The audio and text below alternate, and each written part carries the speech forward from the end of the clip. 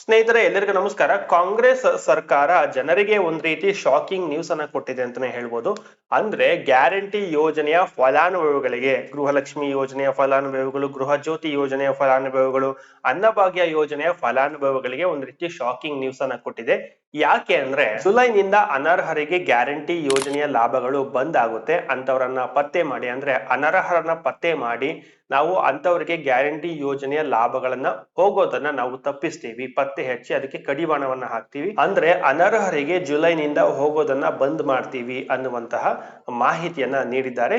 ಇದು ಬೇರೆ ಯಾರು ಹೇಳಿರುವಂತದ್ದು ಅಲ್ಲ, ಸ್ವತಃ ಸಿಎಂ ಸಿದ್ದರಾಮಯ್ಯ ಅವರ ಆರ್ಥಿಕ ಸಲಹೆಗಾರರಾಗಿರುವಂತಹ ಬಸವರಾಜ ರಾಯರೆಡ್ಡಿ ಅವರು ಈ ಒಂದು ಮಾಹಿತಿಯನ್ನ ಕೊಟ್ಟಿರುವಂತದ್ದು. ಅಷ್ಟೇ ಅಲ್ಲ, ಇನ್ನು ಕೆಲವೊಂದಿಷ್ಟು ಮಾಹಿತಿಗಳನ್ನ ಇಲ್ಲಿ ಕೊಟ್ಟಿರುವಂತದ್ದು, ಎಲ್ಲದನ್ನು ಕೂಡ ನಿಮ್ಗೆ ಮುಂದೆ ಹೇಳ್ತಾ ಹೋಗ್ತೀನಿ. ಹಾಗಾದ್ರೆ ಈ ಅನರ್ಹರು ಅಂದ್ರೆ ಯಾರು, ಯಾರನ್ನೆಲ್ಲ ಗ್ಯಾರಂಟಿ ಯೋಜನೆಗಳಿಂದ ತೆಗಿತಾರೆ ಅಂದ್ರೆ ಬಂದ್ ಮಾಡ್ತಾರೆ? ಅನರ್ಹರು ಅಂದ್ರೆ ಯಾರು, ಮತ್ತೆ ಯಾವ ಕಾರಣಕ್ಕೆ ಇಲ್ಲಿ ಈ ರೀತಿಯಾಗಿರುವಂತಹ ತೀರ್ಮಾನವನ್ನ ತಗೊಳ್ತಾ ಇದ್ದಾರೆ ಅನ್ನುವಂತಹ ಮಾಹಿತಿಯನ್ನು ಕೂಡ ನಿಮ್ಗೆ ಮುಂದೆ ಹೇಳ್ತಾ ಹೋಗ್ತೀನಿ. ಗೃಹಲಕ್ಷ್ಮಿ ಹಾಗೆ ಗೃಹ ಜ್ಯೋತಿ ಆದ್ರೆ ಅನ್ನಭಾಗ್ಯ ಯೋಜನೆಯ ಫಲಾನುಭವಿಗಳು ಈ ಒಂದು ವಿಷಯವನ್ನ ತಪ್ಪದೆ ತಿಳ್ಕೋಬೇಕು. ಓಕೆ, ಸಿಎಂ ಅವರ ಆರ್ಥಿಕ ಸಲಹೆಗಾರರಾಗಿರುವಂತಹ ಬಸವರಾಜ ರಾಯರೆಡ್ಡಿ ಅವರು ಏನ್ ಹೇಳಿದ್ದಾರೆ, ಏನ್ ಮಾಹಿತಿಯನ್ನ ಕೊಟ್ಟಿದ್ದಾರೆ ಅಂತ ನೋಡೋದಾದ್ರೆ, ಗ್ಯಾರಂಟಿ ಯೋಜನೆಗಳಲ್ಲಿ ಅನರ್ಹರಿಗೂ ಕೂಡ ಯೋಜನೆಯ ಲಾಭ ಹೋಗ್ತಾ ಇದೆ. ಅನರ್ಹರಿಗೆ ಗ್ಯಾರಂಟಿ ಯೋಜನೆಯ ಲಾಭ ಕೊಡೋದು ಬೇಡ. ಅಂದ್ರೆ ಗೃಹಲಕ್ಷ್ಮಿ ಯೋಜನೆಯಲ್ಲಿ ಸುಮಾರು ಜನರು ಅನರ್ಹರಿಗೆ ಹೋಗ್ತಾ ಇದೆ, ಗೃಹ ಜ್ಯೋತಿ ಯೋಜನೆಯಲ್ಲೂ ಕೂಡ ಹೋಗ್ತಾ ಇದೆ, ಅದೇ ರೀತಿಯಾಗಿ ಅನ್ನಭಾಗ್ಯ ಯೋಜನೆಯಲ್ಲೂ ಕೂಡ ಇಲ್ಲಿ ಅನರ್ಹರಿಗೆ ಹೋಗ್ತಾ ಇದೆ. ಸೊ ಅಂತ ಅನರ್ಹರಿಗೆ ಕೊಡೋದು ಬೇಡ. ಇದರ ಬಗ್ಗೆ ರಾಜ್ಯಾದ್ಯಂತ ತನಿಖೆಯನ್ನ ಮಾಡಿಸಿ ಜುಲೈನಿಂದ ಅನರ್ಹರಿಗೆ ಗ್ಯಾರಂಟಿ ಯೋಜನೆಯ ಲಾಭವನ್ನ ಹೋಗೋದನ್ನ ಕಡಿವಾಣ ಹಾಕಲಾಗುತ್ತೆ, ಅಂದ್ರೆ ಬಂದ್ ಮಾಡಲಾಗುತ್ತೆ ಅಂತ ಹೇಳಿದ್ದಾರೆ. ಅಷ್ಟೇ ಅಲ್ಲ, ಒಂದು ವಿಧಾನಸಭಾ ಕ್ಷೇತ್ರಕ್ಕೆ ವರ್ಷಕ್ಕೆ ಗ್ಯಾರಂಟಿ ಯೋಜನೆಗಳಿಗೆ ಅಂತಾನೆ ಅಂದಾಜು 250 ಕೋಟಿ ಹಣ ಹೋಗ್ತಾ ಇದೆ.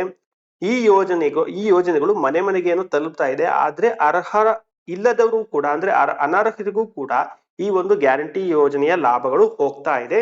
ಇದರ ಬಗ್ಗೆ ರಾಜ್ಯ ಮಟ್ಟದಲ್ಲಿ ಅಧಿಕಾರಿಗಳ ಒಂದು ತಂಡವನ್ನು ರಚನೆ ಮಾಡಿ ಅನರ್ಹರನ್ನು ಪತ್ತೆ ಮಾಡಿ ಅವರಿಗೆ ಯೋಜನೆಯ ಲಾಭ ಹೋಗೋದನ್ನ ಬಂದ್ ಮಾಡುವಂತೆ ಸಿಎಂ ಸಿದ್ದರಾಮಯ್ಯ ಅವರಿಗೆ ತಿಳಿಸುತ್ತೇನೆ ಅಂತ ಬಸವರಾಜ ರಾಯರೆಡ್ಡಿ ಅವರು ಹೇಳಿರುವಂತದ್ದು. ಇದಷ್ಟೇ ಅಲ್ಲ, ಇನ್ನು ಕೆಲವೊಂದಿಷ್ಟು ಮಾಹಿತಿಗಳನ್ನು ಕೂಡ ಕೊಟ್ಟಿದ್ದಾರೆ. ಮನೆ ಬಾಡಿಗೆ ಕೊಟ್ಟಿದ್ರು ಕೂಡ ಅವರು ಗೃಹ ಜ್ಯೋತಿ ಯೋಜನೆಯ ಲಾಭವನ್ನ ಪಡಿತಾ ಇದ್ದಾರೆ, ಅಂದ್ರೆ ಉಚಿತ ವಿದ್ಯುತ್ ಪಡಿತಾ ಇದ್ದಾರೆ. ಮನೆ ಬಾಡಿಗೆಯನ್ನ ಕೊಟ್ಟು ಬಾಡಿಗೆ ಹಣ ಬರ್ತಿದ್ರು ಕೂಡ ಸುಮಾರು ಜನರು ಗ್ಯಾರಂಟಿ ಯೋಜನೆಯ ಫಲಾನುಭವಿಗಳು ಆಗಿದ್ದಾರೆ. ಗೃಹಲಕ್ಷ್ಮಿ ಯೋಜನೆ ಹಣವನ್ನ ಪಡಿತಾ ಇದ್ದಾರೆ, ಗೃಹ ಜ್ಯೋತಿ ಯೋಜನೆ ಅಡಿಯಲ್ಲಿ ಉಚಿತ ವಿದ್ಯುತ್ ಅನ್ನ ಪಡಿತಾ ಇದ್ದಾರೆ. ಅದರ ಜೊತೆಯಲ್ಲಿ ಟ್ಯಾಕ್ಸ್ ಮತ್ತೆ GST ಕಟ್ತಾ ಇರುವಂತಹ ಕುಟುಂಬಗಳು ಕೂಡ ಗೃಹಲಕ್ಷ್ಮಿ ಯೋಜನೆ ಹಣವನ್ನ ಪಡಿತಾ ಇದ್ದಾರೆ. ಸೊ ಇಂತಹ ಅನರ್ಹರನ್ನ ಪತ್ತೆ ಮಾಡ್ಬೇಕಾಗಿದೆ. ಅದರ ಜೊತೆಯಲ್ಲಿ ಅನ್ನಭಾಗ್ಯ ಯೋಜನೆಯಲ್ಲಿ ಪಡಿತರ ಕಾರ್ಡ್ಗಳಲ್ಲಿ ವ್ಯತ್ಯಾಸ ಬರ್ತಾ ಇದೆ, ಅಂದ್ರೆ ಮಿಸ್ ಮ್ಯಾಚ್ ಬರ್ತಾ ಇದೆ. ಅಂದ್ರೆ ಅವರು ಆರ್ಥಿಕವಾಗಿ ಸದೃಢ ಇದ್ರು ಕೂಡ ಕೆಲವೊಂದಿಷ್ಟು ಜನರು BPL ಕಾರ್ಡ್ಗಳನ್ನ ಇಟ್ಕೊಂಡಿದ್ದಾರೆ. ಕೆಲವೊಂದಿಷ್ಟು ಜನರು ಆರ್ಥಿಕವಾಗಿ, ಅಂದ್ರೆ ಅವರ ಒಂದು ಸಂಬಳ ಆಗಿರ್ಬೋದು, ಅವರ ಒಂದು ಆರ್ಥಿಕ ಸ್ಥಿತಿ ಆಗಿರ್ಬೋದು, ಹಣಕಾಸಿನಲ್ಲಿ ತುಂಬಾ ಚೆನ್ನಾಗಿದ್ದಾರೆ, ಅಂದ್ರೆ ಒಂದು ಉನ್ನತ ಮಟ್ಟದಲ್ಲಿ ಇದ್ದಾರೆ, ಅವರು ಕೂಡ BPL ಕಾರ್ಡ್ಗಳನ್ನ ಇಟ್ಕೊಂಡಿದ್ದಾರೆ. ಸೊ ಈ ರೀತಿಯಾಗಿ ಎಲ್ಲೋ ಮಿಸ್ ಮ್ಯಾಚ್ ಆಗ್ತಾ ಇದೆ, ರೇಷನ್ ಕಾರ್ಡ್ಗಳಲ್ಲೂ ಕೂಡ ಮಿಸ್ ಮ್ಯಾಚ್ ಆಗ್ತಾ ಇದೆ ಅನ್ನಭಾಗ್ಯ ಯೋಜನೆಯಲ್ಲಿ.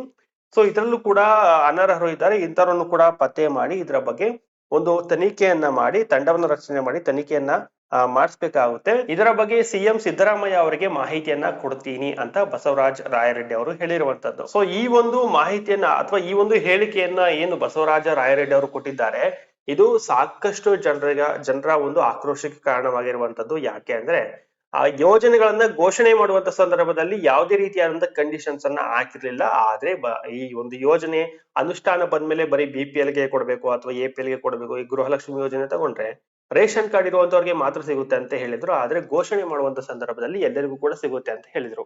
ಅದೇ ರೀತಿಯಾಗಿ ಗೃಹ ಜ್ಯೋತಿ ಯೋಜನೆ ಏನಿದೆ, ಅಂದ್ರೆ ಉಚಿತ ಕರೆಂಟ್ ಏನ್ ಸಿಗ್ತಾ ಇದೆ, ಅದು ಎಲೆಕ್ಷನ್ ಮುಂಚೆ ಎಲ್ಲರಿಗೂ ಸಿಗುತ್ತೆ ಅಂತ ಹೇಳಿದ್ರು. ಬಟ್ ಕೆಲವೊಂದಿಷ್ಟು ರೂಲ್ಸ್ ಅನ್ನ ತಂದ್ರು. ಇಲ್ಲಿ ಅವರೇಜ್ ನೋಡ್ಕೊಂಡು, ಅಂದ್ರೆ ಹಿಂದಿನ ವರ್ಷದ ಅವರೇಜ್ ಅನ್ನ ನೋಡ್ಕೊಂಡು, ಸೊ ಅಷ್ಟು ಮಾತ್ರ ಆ ಅವರೇಜ್ ನೋಡ್ಕೊಂಡು ಅದಕ್ಕೆ ಮಾತ್ರ ಸೀಮಿತ ಮಾಡಿದ್ರು. ಅಂದ್ರೆ ಅವರೇಜ್ ಏನಿದೆ ಅದ್ರ ಮೇಲೆ ಒಂದು 10 ಯೂನಿಟ್ಸ್ ಅಥವಾ 10% ಮಾತ್ರ ಬಳಕೆ ಮಾಡೋದಕ್ಕೆ ಬಿಟ್ರು. ಅದ್ರ ಮೇಲೆ ಏನಾದ್ರು ಯೂಸ್ ಮಾಡಿದ್ರೆ ಪೂರ್ತಿ ಬಿಲ್ ಅನ್ನ ಕಟ್ಬೇಕು ಅಂತ ಈ ರೀತಿಯಾಗಿರುವಂತ ರೂಲ್ಸ್ ಮತ್ತೆ ರೆಗ್ಯುಲೇಷನ್ಸ್ ತಂದ್ರು. ಸೊ ಇದೇ ಇಲ್ಲಿ ಜನರಿಗೆ ಒಂದು ರೀತಿಯಾದಂತಹ ಆಕ್ರೋಶ ತರಿಸೋದಕ್ಕೆ ಇಲ್ಲಿ ಕಾರಣ ಆಗ್ತಿದೆ ಅಂತಾನೆ ಹೇಳ್ಬೋದು. ಸೊ ಈ ಒಂದು ಹೇಳಿಕೆ ಗ್ಯಾರಂಟಿ ಯೋಜನೆಯ ಫಲಾನುಭವಿಗಳಿಗೆ ಒಂದ್ ರೀತಿ ಶಾಕಿಂಗ್ ನ್ಯೂಸ್ ಅನ್ನ ಕೊಟ್ಟಿದೆ. ಅರ್ಹರಿಗೆ ಯಾವುದೇ ರೀತಿ ತೊಂದರೆ ಇಲ್ಲ, ಆದ್ರೆ ಅನರ್ಹರು ಅಂದ್ರೆ ನಿಮ್ಗೆ ಆಗ್ಲೇ ಹೇಳಿದೆ, GST ಕಟ್ಟುವಂತರು, ಒಂದು ಹಣಕಾಸಿನಲ್ಲಿ ಉನ್ನತ ಮಟ್ಟದಲ್ಲಿರುವಂತವರು, ಆ ಒಳ್ಳೆ ಒಳ್ಳೆ ಉದ್ಯೋಗದಲ್ಲಿ ಇರುವಂತವರು, ಹಾಗೇನೆ ಮನೆ ಬಾಡಿಗೆಯನ್ನ ಕೊಟ್ಟಿದ್ರು ಕೂಡ ಸೊ ಅಂತವ್ರು ಕೂಡ ಉಚಿತ ಕರೆಂಟ್ ಅನ್ನ ಪಡಿತಾ ಇರುವಂತವರು, ಮತ್ತೆ ಅಕ್ರಮವಾಗಿ BPL ಕಾರ್ಡ್ ಅನ್ನ ಮಾಡಿಸ್ಕೊಂಡಿರುವಂತವ್ರು. ಸೊ ಇಂಥವ್ರಿಗೆ ಸ್ವಲ್ಪ ಇಲ್ಲಿ ತೊಂದರೆ ಆಗೋದಂತೂ ನಿಜ. ಸೊ ಅನರ್ಹರು ಅಂದ್ರೆ ಇವರೇ, ಬೇರೆ ಯಾರು ಇಲ್ಲ. ಸೊ ಇಂಥವ್ರನ್ನ ಪತ್ತೆ ಹಚ್ಚಿ ಕಡಿವಾಣ ಹಾಕ್ತಿವಿ. ಜುಲೈನಿಂದ ಈ ಒಂದು ಏನು ಅನರ್ಹರು ಯಾರಿದ್ದಾರೆ ಅಂತವ್ರಿಗೆ ಗ್ಯಾರಂಟಿ ಯೋಜನೆಗಳು ಬಂದ್ ಆಗುತ್ತೆ ಅನ್ನುವಂತಹ ಮಾಹಿತಿಯನ್ನ ಕೊಟ್ಟಿದ್ದಾರೆ. ಸೊ ಇದಕ್ಕೆ ಬಿಜೆಪಿ ಪಕ್ಷನೂ ಕೂಡ ವಿರೋಧ ಮಾಡ್ತಾ ಇದೆ. ಆದ್ರೆ ಸರ್ಕಾರ ಇದರ ಬಗ್ಗೆ ಇನ್ನೂ ಕೂಡ ಯಾವುದೇ ರೀತಿಯಾದಂತಹ ತೀರ್ಮಾನವನ್ನ ತಗೊಂಡಿಲ್ಲ. ಸಿಎಂ ಸಿದ್ದರಾಮಯ್ಯ ಅವರಿಗೆ ಇದರ ಬಗ್ಗೆ ಹೇಳ್ತೀನಿ ಅಂತ ಬಸವರಾಜ ರಾಯರೆಡ್ಡಿ ಅವರು ಹೇಳಿದ್ದಾರೆ. ನಂತರ ಸಿಎಂ ಸಿದ್ದರಾಮಯ್ಯ ಅವರು ಇದನ್ನ ಒಪ್ಪಿಕೊಳ್ತಾರಾ ಇಲ್ವಾ, ಸೊ ಯಾವ ರೀತಿಯಾದಂತಹ ತೀರ್ಮಾನವನ್ನು ತಗೊಳ್ತಾರೆ ಅನ್ನುವಂಥದ್ನ ಕಾದು ನೋಡ್ಬೇಕಾಗುತ್ತೆ. ಇದರ ಬಗ್ಗೆ ಹೆಚ್ಚಿನ ಮಾಹಿತಿ ನಿಮ್ಗೆ ಮುಂದಿನ ವಿಡಿಯೋಗಳಲ್ಲಿ ಸಿಗುತ್ತೆ. ಇದರ ಬಗ್ಗೆ ನಿಮ್ಮ ಅನಿಸಿಕೆ ಮತ್ತೆ ಅಭಿಪ್ರಾಯಗಳನ್ನ ಕಾಮೆಂಟ್ ಮುಖಾಂತರ ತಿಳಿಸಿ. ನೆಕ್ಸ್ಟ್ ವಿಡಿಯೋದಲ್ಲಿ ಸಿಗೋಣ. Thank you for watching.